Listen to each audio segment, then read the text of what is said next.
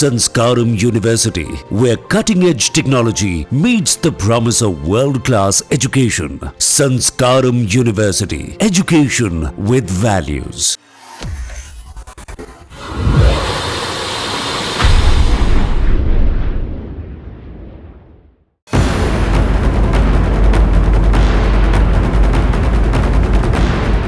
पाकिस्तान के बीच विवाद अब चरम सीमा पर पहुंच चुका है।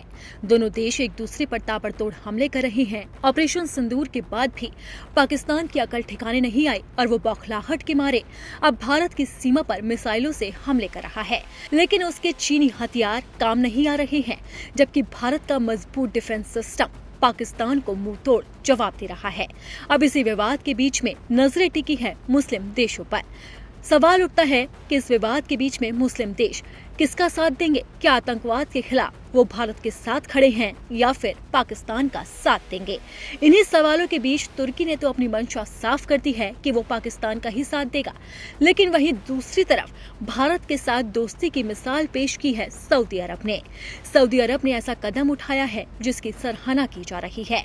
भारत पाक विवाद के बीच में सऊदी अरब के उप विदेश मंत्री सीधा भारत दौरे पर आ गए और अचानक उन्होंने दिल्ली का दौरा कर डाला और विदेश मंत्री डॉक्टर एस जयशंकर से मुलाकात भी की। सऊदी मंत्री ने विदेश मंत्री एस जयशंकर के साथ पाकिस्तान और पीओके में आतंकवादी बुनियादी ढांचे पर भारत के सैन्य हमलों के बाद विकसित घटनाक्रम पर चर्चा की। एस जयशंकर ने सोशल मीडिया पर एक पोस्ट में कहा कि सऊदी अरब के उप विदेश मंत्री आदिल अल जुबैर के साथ अच्छी बैठक हुई। उन्होंने कहा कि आतंकवाद का दृढ़ता से मुकाबला करने पर भारत के दृष्टिकोण को साझा किया। भारत और पाकिस्तान में बढ़ते तनाव के बीच ईरान के विदेश मंत्री अब्बास अरागची भी पहले से निर्धारित यात्रा पर नई दिल्ली पहुंचे।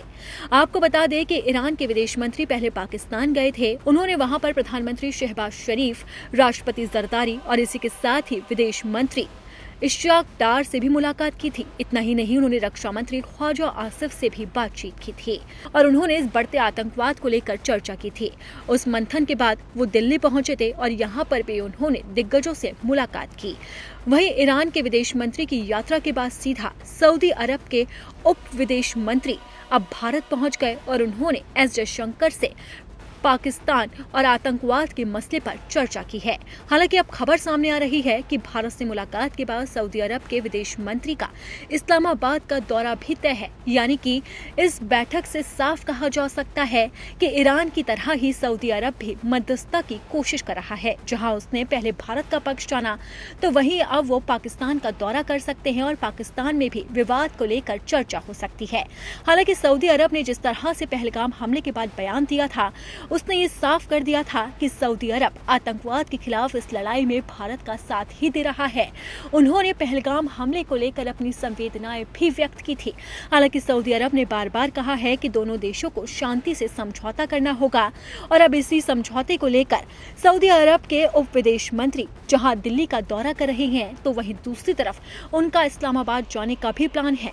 अब देखना होगा कि इस मुलाकात के दौर के बाद क्या कुछ निकलकर सामने आता है।